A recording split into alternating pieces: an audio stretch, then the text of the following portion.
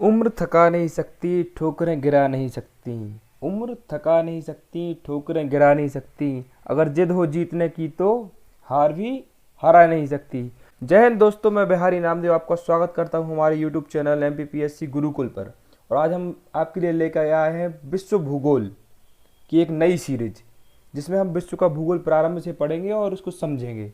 तो आइए चलते हैं विश्व भूगोल की तरफ। सबसे पहले हम देखते हैं विश्व भूगोल में हमको पढ़ना क्या क्या है। सबसे पहले विश्व भूगोल में हम पढ़ेंगे पर्वत, पठार, मैदान, नदियाँ, झीलें, हिमनद और इसकी भौगोलिक घटनाएं। भौगोलिक घटनाक्रम में देखेंगे हम कि भूकंप, सुनामी, ज्वालामुखी, चक्रवात तथा अन्य क्रियाएं, जिसमें विश्व की जलवायु भी शामिल होगी। विश्व की जलवायु में जलवायु एवं ऋतुएं, वर्षा का वितरण, जलवायु प्रदेश, जलवायु परिवर्तन एवं उसके प्रभाव।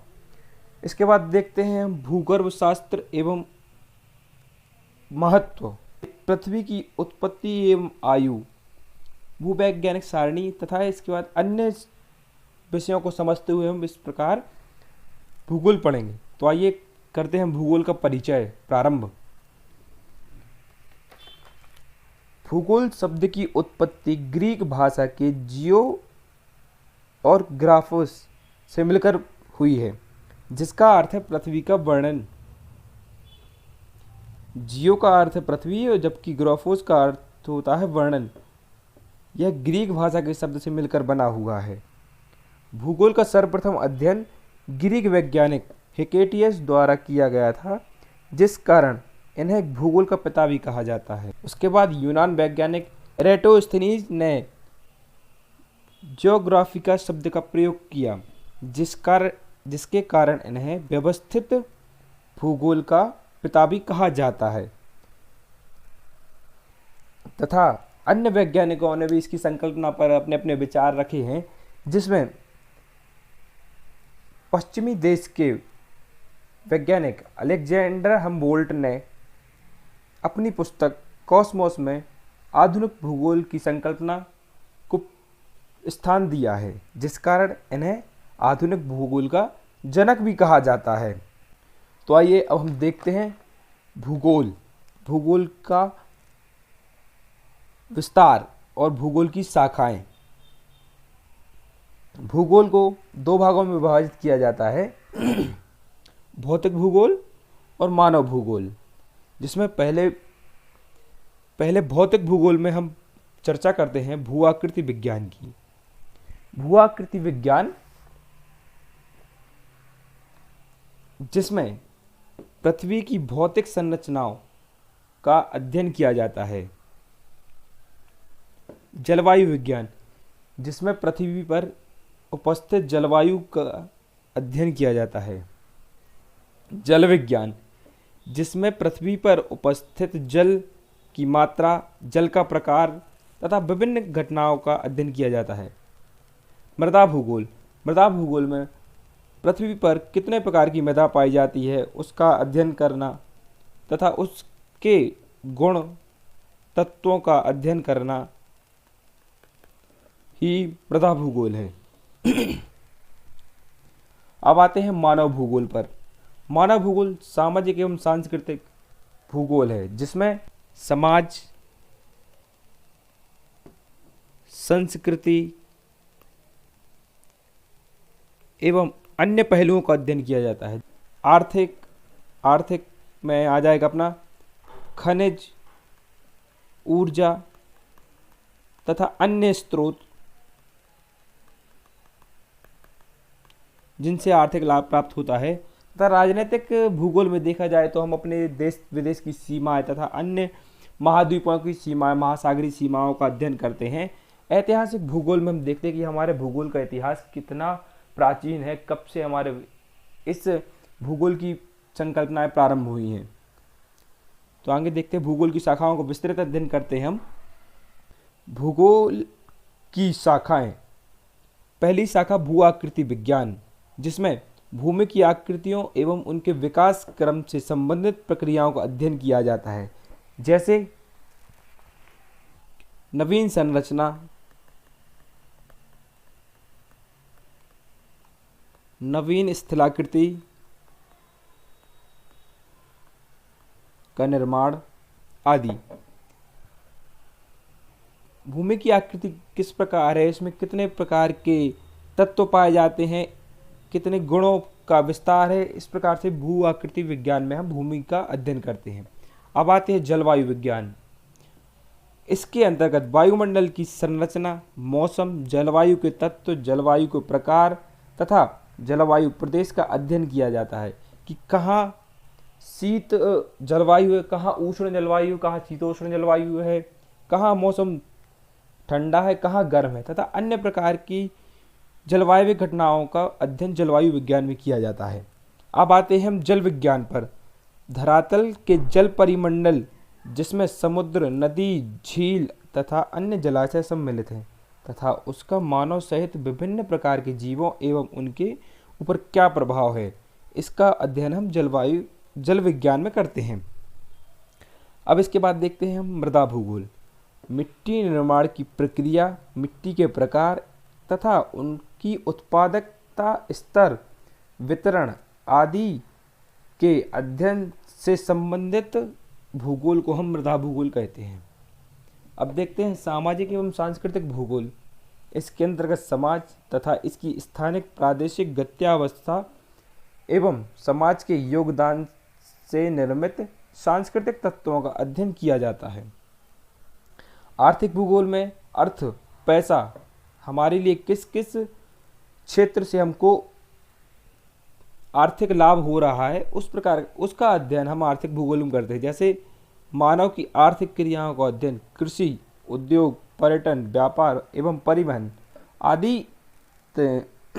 आदि सेवाओं का अध्ययन किया जाता है आर्थिक भूगोल के अंतर्गत। अब आते हैं हम राजनीतिक भूगोल। यह क्षेत्र राजनीतिक घटनाओं की दृष्टि से देखता है एवं सीमाओं, निकटस्थ पड़ोसी इकाइयों के मध्य भूवैज्ञानिक संबंध, निर्वाचन क्षेत्र का परिसीमन आदि विश्लेषण करता है। साथ ही जनसंख्या के राजनीतिक व्यवहार को समझने के लिए सैद्धांतिक स्वरूप विकसित करता है। अब इसमें देखते हैं कि भारत की सीमा कहाँ है। ये भारत की सीमा होगी पाकिस्तान से लगी हुई, इधर म्यांमार बांग्लादेश से सीमा लगी हुई, और इधर चाइना से सीमा लगी हुई होती है, अफगानिस्तान से भी लगी होती है। ये हमारा राजनीतिक भूगोल हो गया भारत के परिप्रेक्ष्य में देखा जाए तो। अब इसके बाद चलते हैं हम जीव भूगोल। इसमें पशुओं एवं उनके निवास के स्थानिक स्वरूप एवं भौगोलिक विशेषताओं का अध्ययन किया जाता है। इसके बाद देखते हैं हम पर्यावरणीय भूगोल। संपूर्ण विश्व में पर्यावरण प्रतिबोधन के फलस्वरूप पर्यावरणीय समस्याओं जैसे भूमि ह्रास, प्रदूषण, संरक्षण की चिंता आदि का अनुभव किया गया है, जिसके अध्ययन हेतु इस शाखा का विकास किया गया है। पर्यावरण भूगोल के अंतर्गत पर्यावरण, पारिस्थितिकी तंत्र का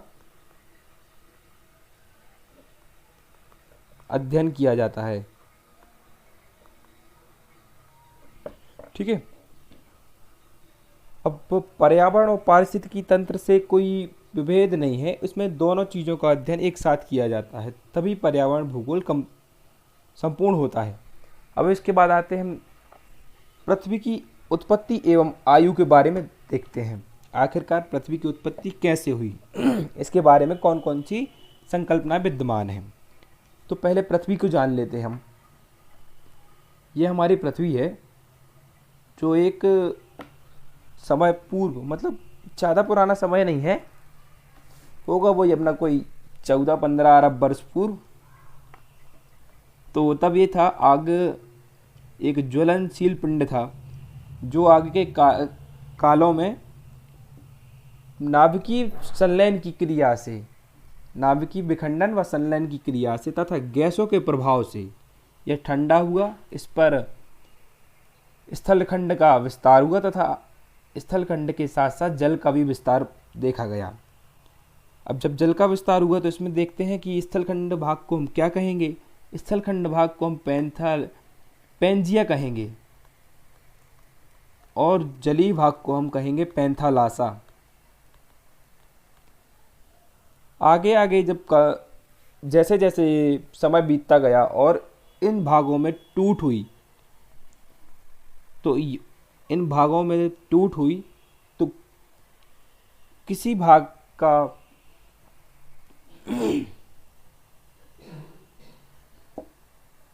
किसी भाग का विस्तार उत्तर की ओर, किसी भाग का विस्तार दक्षिण की ओर हुआ, जिससे बीच में दरार उत्पन्न हुई।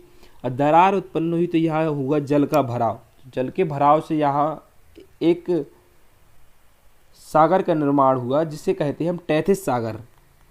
कौन सा सागर? टैथिस सागर।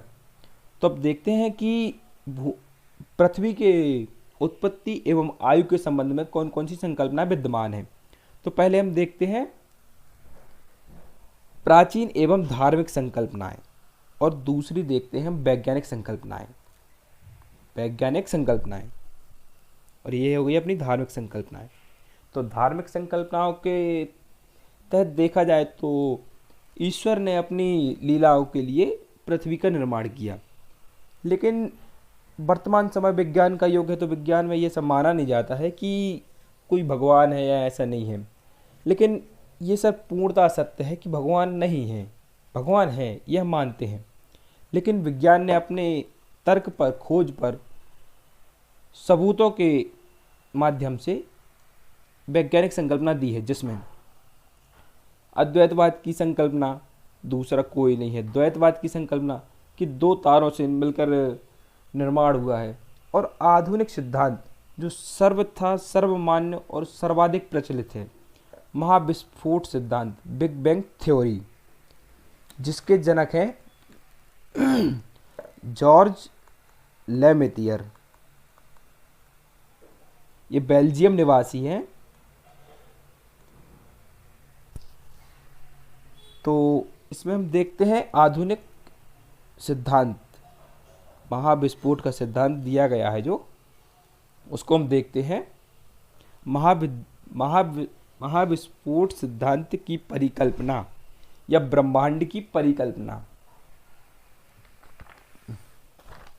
लगभग 13.5 अरब वर्ष पूर्व संपूर्ण ब्रह्मांड एक विशालकाय अग्निपिंड था, परंतु भारी पदार्थों से निर्मित इस अग्निपिंड में विस्फोट से पदार्थ चारों ओर बिखर गए और इसे विस्फोट की संज्ञा देकर इसे बिग बैंग की उपमा दी गई। लगभग 4.5 अरब वर्ष पूर्व सौरमंडल का विकास हुआ। तो इससे में देखा जाए कि विशालकाय अग्निपिंड है,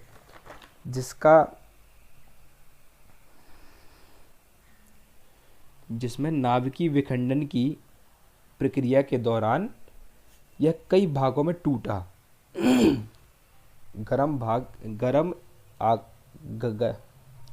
गरम खगोलीय पिंड कई भागों में टूटा, जिससे कई ग्रहों की क्षुद्रिकाएं, धूमकेतु, ग्रह, उपग्रहों का निर्माण हुआ और वर्तमान सौरमंडल का स्वरूप आया, जिसमें हम देखते हैं कि आज से 4.5 अरब वर्ष पूर्व सौरमंडल का विकास हुआ। अब हम सौरमंडल के बारे में जानते हैं कि सौरमंडल आखिरकार क्या है। सौरमंडल ब्रह्मांड में उपस्थित ग्रह, उपग्रह, क्षुद्र ग्रह, धूमकेतु, उल्कापिंड, अन्य ऐसी अंतरिक्ष के पदार्थ जिनसे मिलकर बना हुआ है, जो सूर्य के परितः घूमता हुआ है, उसे हम सौरमंडल कहते हैं। दूसरे शब्दों में देखा जाए तो सूर्य का परिवार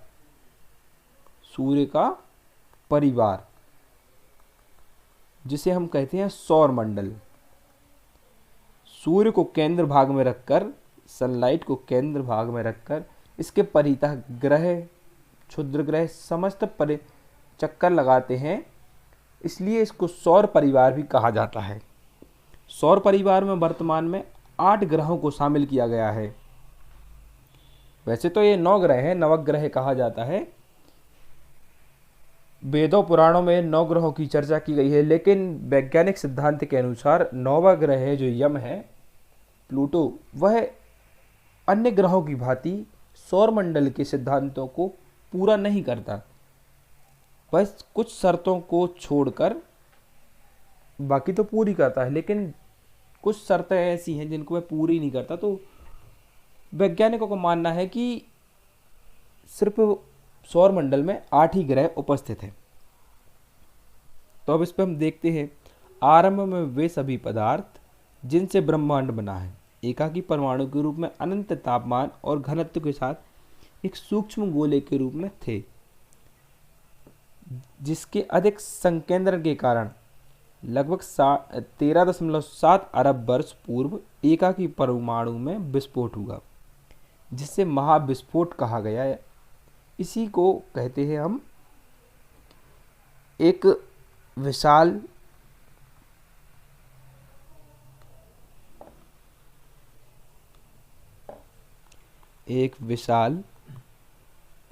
विस्फोट, जिससे मानवों के रहने के लिए एक नए आवास का निर्माण हुआ। महाविस्फोट से निकली ऊर्जा के कारण पहले 3 मिनट में प्रथम परमाणु का निर्माण हुआ। आगे चलकर यह हाइड्रोजन और हीलियम गैसों का निर्माण हुआ। तत्पश्चात 3 लाख वर्षों के बाद ब्रह्मांड पारदर्शी हुआ, मतलब वर्तमान स्वरूप में आया। पदार्थों के बीच आपसी टकराव और समूहन के कारण ब्रह्मांड व आकाशीय पिंडों का निर्माण हुआ।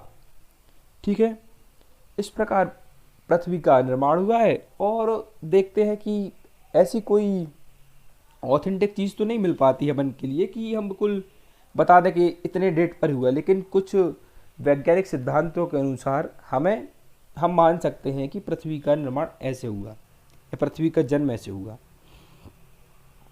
अब हम देखते हैं कि पृथ्वी का निर्माण तो हो गया भैया। अब जिसका जन्म हुआ है तो जन्म तो हो गया है, अब उसका क्या होगा? अब उसका विकास होगा, बड़ा होगा वो। तो अब उसकी टाइम पीरियड देखेंगे, कब कितने साल का हो गया अपनी पृथ्वी को, अपन देखेंगे कि कितने साल की हो गई है। तो देखते हैं कि भूवैज्ञानिक सारणी। तो पहले हम देख लेते हैं भूवैज्ञानिक। भूवैज्ञानिक किस चीज़ से मिलकर बना है? भूमि प्लस विज्ञान, अर्थात भूमि का विज्ञान, जिसमें हम देखते हैं भूविज्ञान की परिभाषा देखें तो पृथ्वी की संरचना, चट्टान, सेलों के निर्माण में भाग लेने वाले प्रक्रम बल का अध्ययन ही भूविज्ञान है, जैसे ज्वालामुखी, भूकंप आदि। इनके द्वारा पृथ्वी पर नवीन संरचनाओं का निर्माण होता है। तो देखते हैं भूवैज्ञानिक समय सारणी। उल्कापिंडों एवं चंद्रमा की चट्टानों के नमूनों के अध्ययन से स्पष्ट होता है कि हमारी पृथ्वी की आयु लगभग 4.6 वर्ष है। अब भैया ये तो माना किसने? वैज्ञानिकों ने। हमारे वेदों में भी लिखा है इस चीज़ को, तो वो भी हम थोड़ा देख लेंगे, पर अभी इस पर चर्चा करते हैं कि पृथ्वी पर सबसे प्राचीन चट्टान के नमूने रेडियोधर्मी परीक्षण से उसके 3.9 बिलियन वर्ष पुराना होने का पता चला है। या हम इसको देख लेते हैं कार्बन डेटिंग पद्धति से, जो हमारे यहाँ विकसित हो चुकी है अब, कि हम पता कर सकते हैं कि कब कौन सी चट्टान किस काल की है। तो देखते हैं पृथ्वी के भूगर्भिक इतिहास की व्याख्या का सर्वप्रथम प्रयास, भैया जिसने सबसे पहले प्रयास किया कि हम पृथ्वी के अंदर की इतिहास को पता करेंगे कि मतलब पृथ्वी के आंतरिक भाग में क्या है, तो फ्रांसीसी वैज्ञानिक कास्ते द वफन ने किया। फ्रांसीसी वैज्ञानिक कास्ते द वफन ने पृथ्वी के भूगर्भिक इतिहास की व्याख्या का सर्वप्रथम प्रयास किया। वर्तमान समय में पृथ्वी के इतिहास को अधोलिखित कालखंडों में विभाजित किया जाता है। वही बताया मैंने कि किसी का अगर जन्म होता है तो उसके विकास के अलग अलग चरण होते हैं। जैसे किसी मानव का जन्म हुआ तो पहले वह शिशु रहेगा, फिर वह बालक होगा, फिर तरुणावस्था में आएगा, ऐसे जाके फिर वो एक मानव ही अपना क्रियाकलाप में लग जाएगा। उसी प्रकार देखते हैं कि पृथ्वी का जब जन्म हुआ तो पृथ्वी के छोटे छोटे कल्पों में अलग अलग क्षेत्रों में अलग अलग विकास हुए। तो पहले देखते हैं युग। युग से आगे चला कल्प, और कल्प से आगे बढ़े तो महाकल्प। महाकल्प एक बड़ी अवधारणा है, बड़ा एक दीर्घकालीन समय, दीर्घकालीन समय है ये। यह सबसे बड़ा कालखंड कह सकते हैं। महाकल्पों को पुनः कल्प में विभक्त किया जाता है, जिन्हें प्रथम, द्वितीय, तृतीय, चतुर्थ कल्प कहा जाता है। और युग, प्रत्येक कल्प को छोटे छोटे युगों में भी विभाजित किया जाता है। तो आइए अब हम देखते हैं कि किस कल्प में या किस महाकल्प में किस भाग का निर्माण हुआ, उस निर्माण के साथ उसमें किस किस किस स्थलाकृतियों, मतलब कौन कौन सी स्थलाकृतियों का भी निर्माण हुआ और कौन कौन से नए परिवर्तन आए, उनको हम आगे देखते हैं। तो सबसे पहले आते हैं हम आद्य महाकल्प। ये मतलब देखा जाए ऐसे सबसे पहले वो सबसे पुरानी अवस्था, मतलब जब पृथ्वी का जन्म हुआ।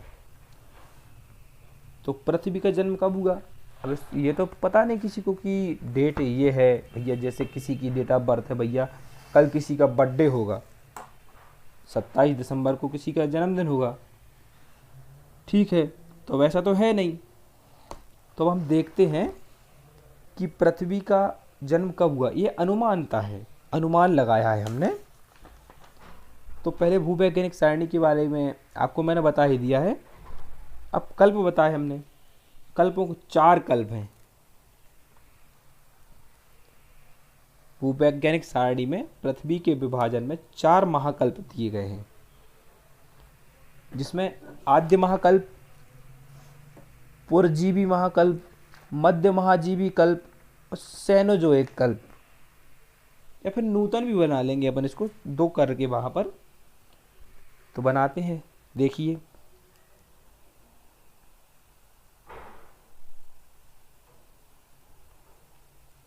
ये हो गए अपने महाकल्प।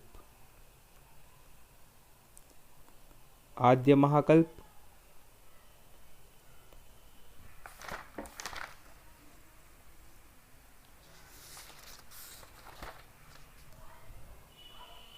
पुराजीवी महाकल्प,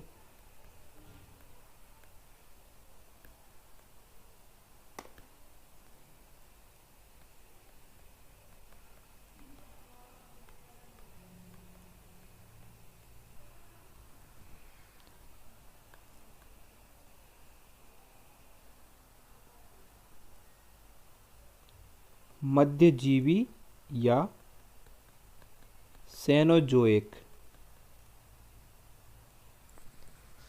और अंत में आ जाता है नूतन जीवी या नवीन। ये अपना चौथा, फोर्थ हो गया, चतुर्थ,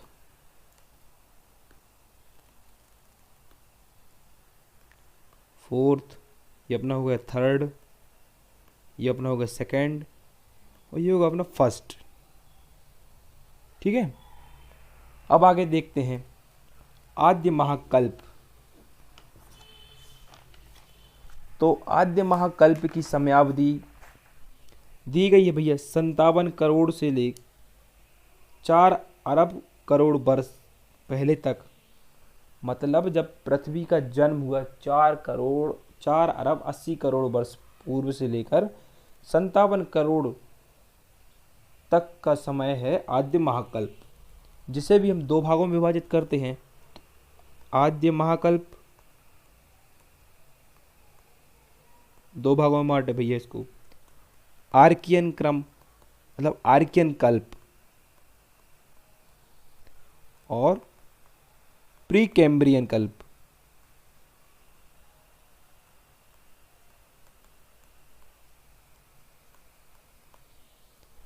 अब आर्कियन कल्प है जो, ये अपना आर्कियन कल्प है, यह पूर्णतः जीवाश्म रहित था, जीवाश्म रहित। इस काल में जीवाश्मों का अभाव रहा और तथा प्री कैम्ब्रियन कल्प में महासागर में, स्थलखंड पर नहीं, महासागर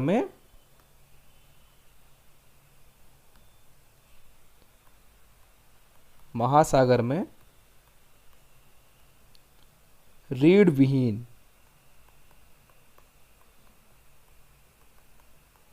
मतलब अकशेरुकी प्राणी कहा जाए जिन्हें, अकशेरुकी बिना रीढ़ की हड्डी वाले जीवों की उत्पत्ति हुई। साथ ही प्री कैम्ब्रियन काल में भारत की सबसे प्राचीन पर्वत श्रृंखला अरावली का भी इसी काल में उद्भव हुआ, मतलब इसी काल में अरावली का निर्माण प्रारंभ हुआ और धारवाड़ क्रम की चट्टानों का भी निर्माण प्रारंभ हो गया था। और इसमें वनस्पतियों में केवल सागरीय घास का, यहाँ पर सागरीय घास का विस्तार हुआ।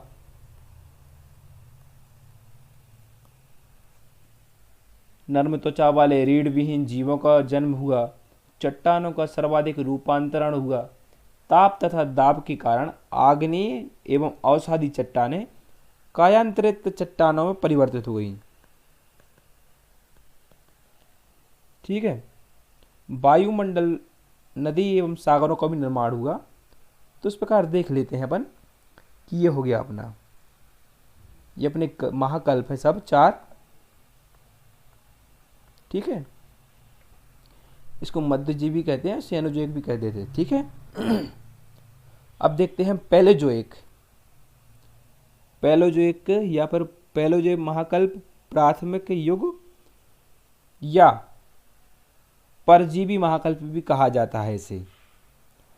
तो यह भाग 6 भागों में विभाजित है। देखिए 6 भाग देखे अपन इसके। पहला कैम्ब्रियन, दूसरा ऑर्डोविशियन, तीसरा सिल्यूरियन, फिर डेवोनियन, फिर कार्बोनिफेरस, फिर परमियन। अब पहले कैम्ब्रियन काल में देखें। स्थल भाग पर जीवन तो नहीं, लेकिन जल में बिना रीढ़ की हड्डी वाले जीवों का विकास हो गया था और भारत में विंध्याचल पर्वत श्रेणी का भी निर्माण प्रारंभ हो गया था। यूरोप में ज्वालामुखी की क्रियाएं चल रही थीं और वनस्पति का उद्भव केवल सागर तक ही सीमित था। वनस्पति का विस्तार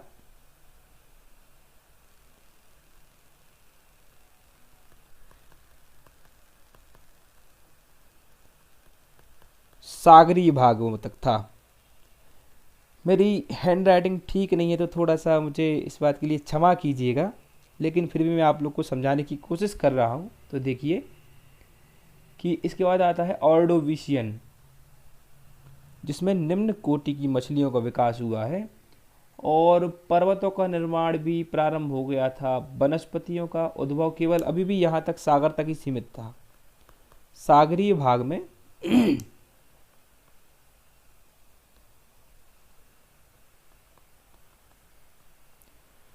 वनस्पतियों का विस्तार था, लेकिन स्थल भाग पर नहीं।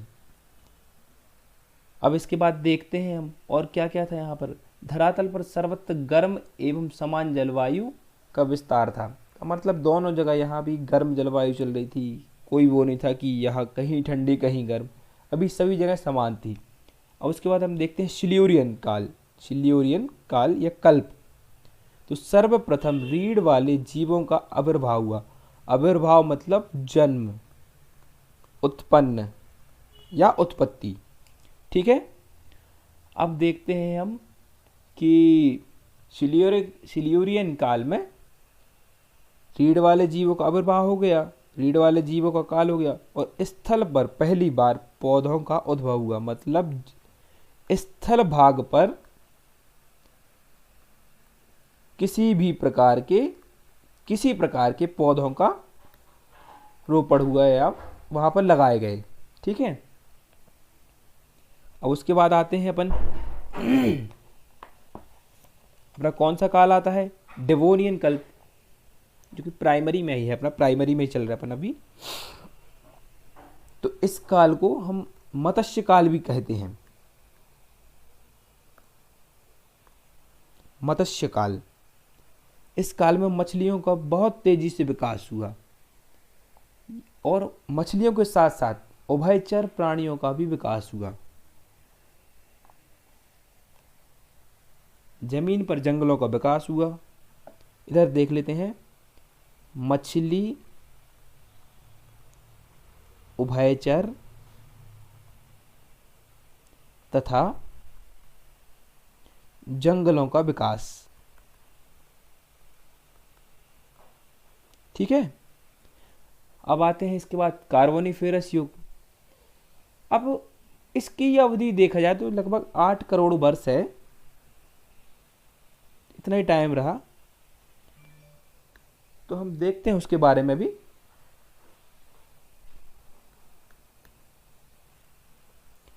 कार्बोनिफेरस काल में रेंगने वाले जीवों का स्थल पर आविर्भाव हुआ। आविर्भाव मतलब बताया मैंने अभी, जन्म या उत्पत्ति हुई। ठीक है, बड़े वृक्षों का काल प्रारंभ हुआ, जैसे ग्लाइसो वन, जैसे देखते हैं अपन सागरों के किनारे। तो इस प्रकार की वनस्पतियों का भी यहाँ प्रारंभ हो गया था। अब आते हैं हम पर्मियन काल में। अब पर्मियन काल में देखा जाए तो इस काल में रेंगने वाले जीवों की संख्या बढ़ गई थी और हलचल के परिणाम स्वरूप यहाँ ब्लैक फॉरेस्ट व वॉस्टेज व ब्लॉक भ्रंश पर्वत का निर्माण हुआ। अब भ्रंश पर्वत क्या है, ये हम आपको आगे बताएंगे। भ्रंश पर्वत क्या है, किस प्रकार से इसका निर्माण होता है, इसके सिद्धांत क्या है। अभी आप देखिए, भ्रंश पर्वत ये ऐसी संरचना बनती है, भ्रंश घाटी होती है। ठीक है, तो पर्मियन कल्प में रेंगने वाले जीवों की अधिकता बढ़ गई थी तथा उभयचर की भी अधिकता हो गई थी, जिसके साथ साथ जंगलों का विकास भी अधिक हो गया था, जिसमें जंगलों में भी पशुओं का, पक्षियों का तथा अन्य स्थलाकृतियों का आदि का निर्माण हुआ। ठीक है, तो हम देखते हैं, आगे चलते हैं इससे। मध्यजीवी महाकल्प। मध्यजीवी महाकल्प या द्वितीयक युग, जिसकी अवधि है 6.5 करोड़ से 24.5 करोड़ वर्ष पहले। मतलब इसका अनुमान 24 करोड़ पहले थे, पर ऐसा ऐसा ऊपर चलते चलते हुए। ठीक है, ऐसा है ये, कंफ्यूज नहीं होना। ठीक है, देखते चलेंगे अपन, आराम आराम से समझते चलेंगे। जो भी समझ में ना आए आप बेझिझक पूछिएगा हमसे, हम बताएंगे। ठीक है, देखते हैं कि मध्यजीवी महाकल्प। मध्यजीवी महाकल्प को द्वितीयक युग भी कहा जाता है।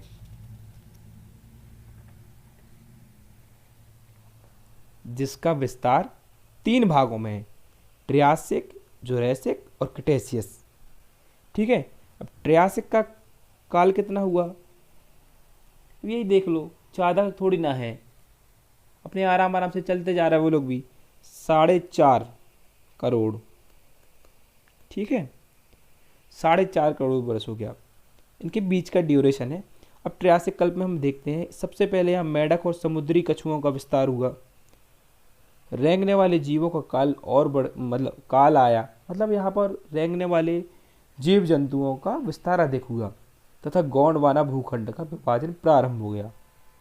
मैंने बताया था भी कि पृथ्वी ये है, ये पूरा भूखंड है। अब इसमें विभाजन हुआ पहले, तो ये 2 भाग हुए। ये अपना हो गया अंगारा लैंड, ये गोंडवाना लैंड। ये कौन सा है, अंगारा,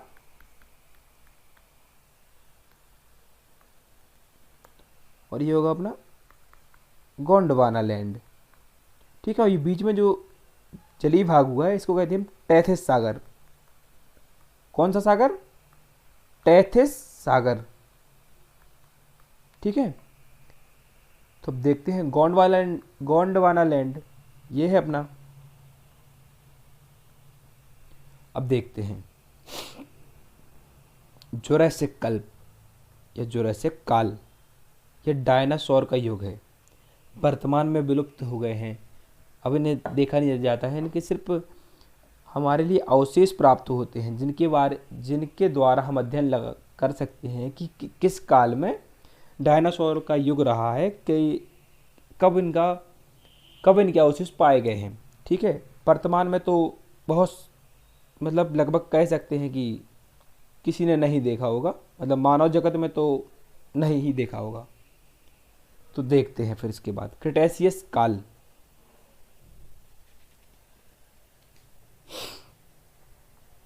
इसमें डायनासोर विलुप्त हो गए। मैंने कहा था कि देखा ही नहीं होगा, मानवीय संपत्ति तो देख ही नहीं पाई होगी। तो डायनासोर विलुप्ति हो गए क्रिटेशियस में।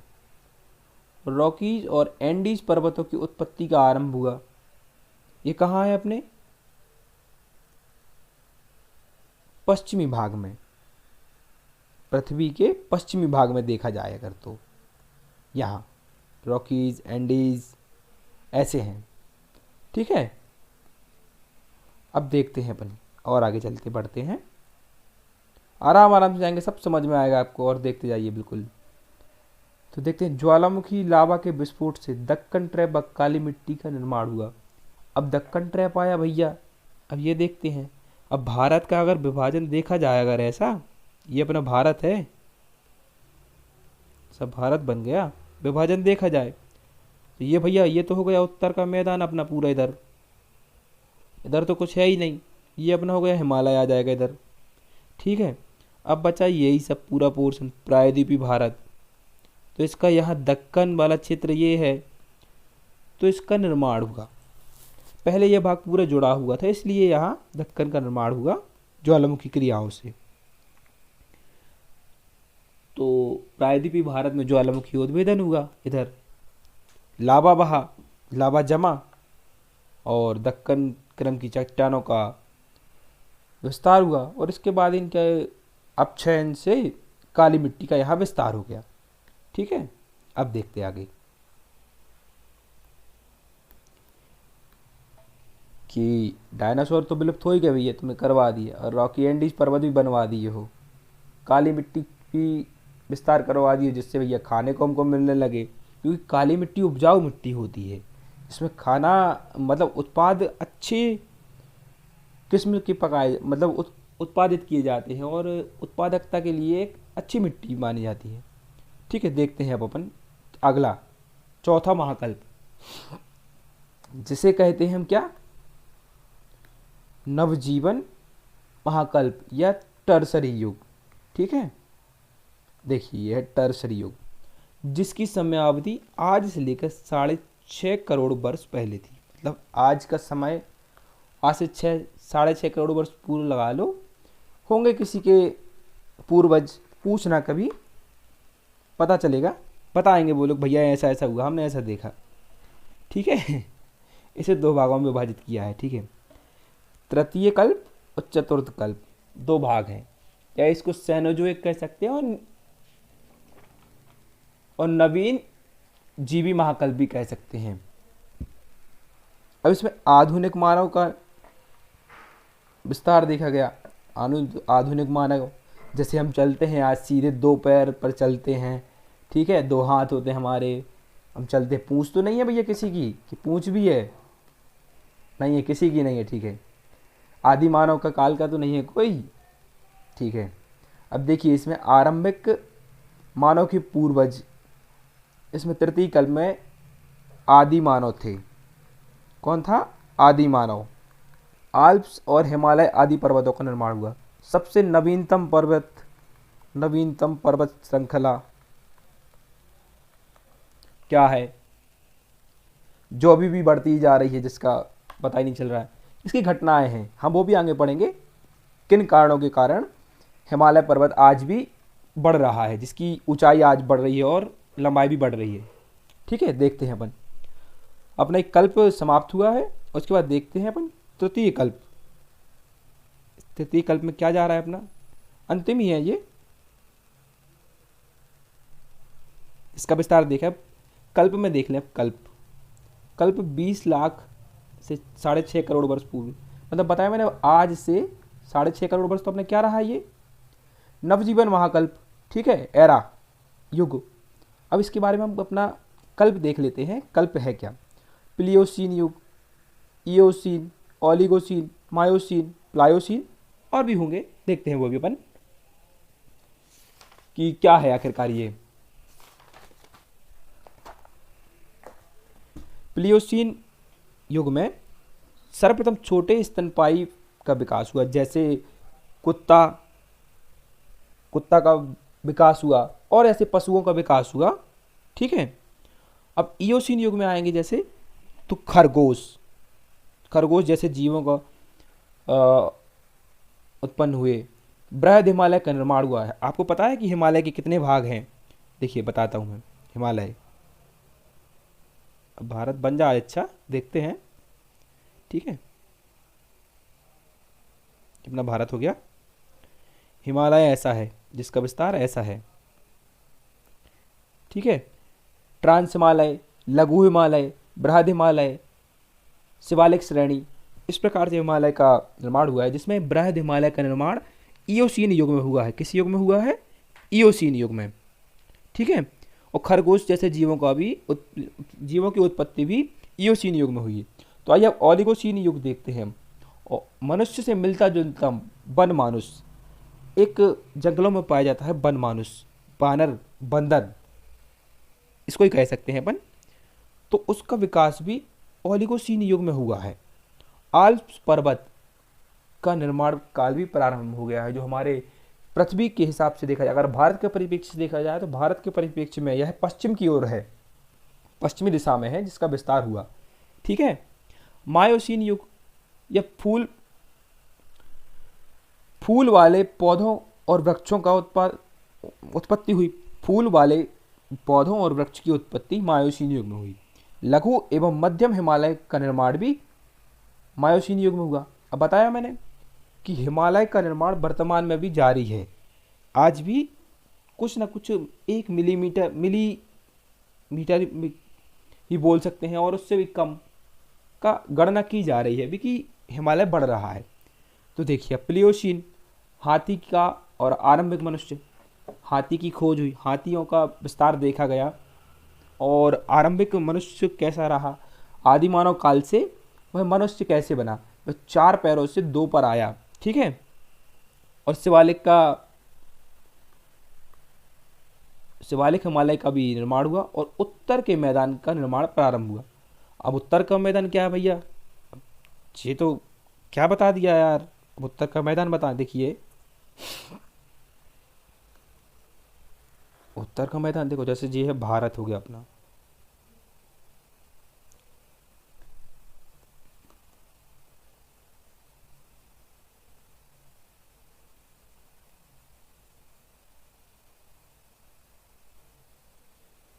ठीक है। ये हो गया अपना हिमालय रेंज, ये हो गया। अब ये इधर से प्रायद्वीप चालू हो गया अपना, ठीक है। अब ये है अपना पूरा ये क्षेत्र है, ये इधर नदियाँ बहती हैं, गंगा नदी, यमुना नदी, गंडकी नदी, रामगंगा नदी, कोसी नदी, अन्य नदियों को विस्तार है। इधर से चंबल भी पहुंच जाएगी, बेतवा भी पहुंच जाएगी, सोन भी पहुंच जाएगी, ठीक है। तो इस प्रकार से इस नदियों वाले क्षेत्र को ही हम उत्तर भारत का मैदान कहा जाता है, या उत्तर के विशाल मैदान कहते हैं, जहाँ नदियों का विस्तार पाया जाता है। नदियों द्वारा लाए गए अपक्षेपों से, जब नदियाँ चलती हैं ऐसी, तो बीच में जो जितना कचरा आएगा, मिट्टी धूल जो भी आएगा, वो अपने साथ लेते जाती हैं, और साथ लेके जाएंगी, और अच्छा छोड़ते जाएंगी, और बेकार अपने साथ लेके जाएंगी। तो जो आसपास की मिट्टियों में जमा हो जाता है, जो क्षेत्र आजू बाजू जमा हो जाएगा, यहाँ इधर मैदान का निर्माण हो जाएगा। अब मैदानी भाग में आप कुछ भी कर सकते हैं, कृषि कर लो, उद्योग लगा लो, ठीक है, ऐसा हो गया। अब देखते हैं हम अंतिम चतुर्थ कल्प, नियोजोइक, ठीक है। वर्तमान समय से 20 लाख वर्ष पहले इसे 2 युगों में विभाजित किया है, प्लेस्टोसीन कल्प और होलोसीन कल्प। कल्प मैंने बताया क्या होता है, युग से बड़ा और महाकल्प से छोटा, ठीक है, बीच वाली वो है, बीच वाला टाइम ड्यूरेशन है। अब प्लेस्टोसीन युग में क्या हुआ, प्लेस्टोसीन कल्प में क्या हुआ, भूपटल पर हिम चादर की उपस्थिति हो गई। अब भैया भूपटल क्या है? पृथ्वी की ऊपरी सतह, ये हो गया पृथ्वी की ऊपरी सतह, सरफेस। सरफेस पर हिम चादर, मतलब हिम, बर्फ की चादर आना। अब वैज्ञानिक वैज्ञानिक परिकल्पनाओं के हिसाब से देखा जाए अगर, तो सागर तल से, ये अपना हो गया सागर तल हो गया, और सागर तल से ऊपर जाने पर टेम्परेचर 1 डिग्री - आता है। ठीक है, टेम्परेचर में कमी आती है।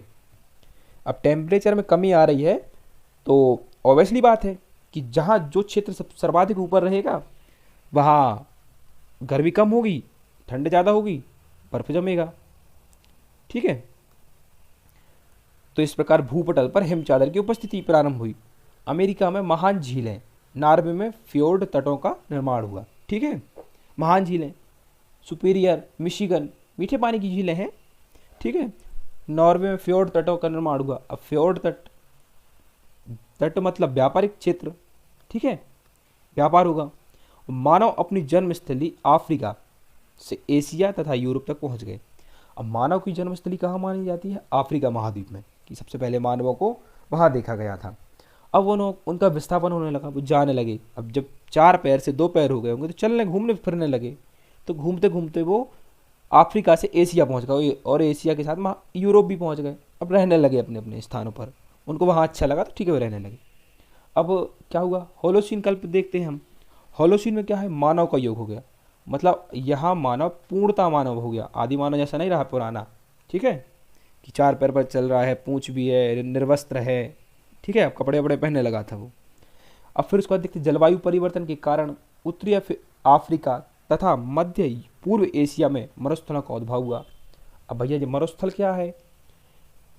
मरुभूमि, वह भूमि जहाँ कृषि कार्य ना हो, जल की उपलब्धता ना पाई जा रही हो, पूर्णतः बंजर हो। ठीक है, रेत के कारण।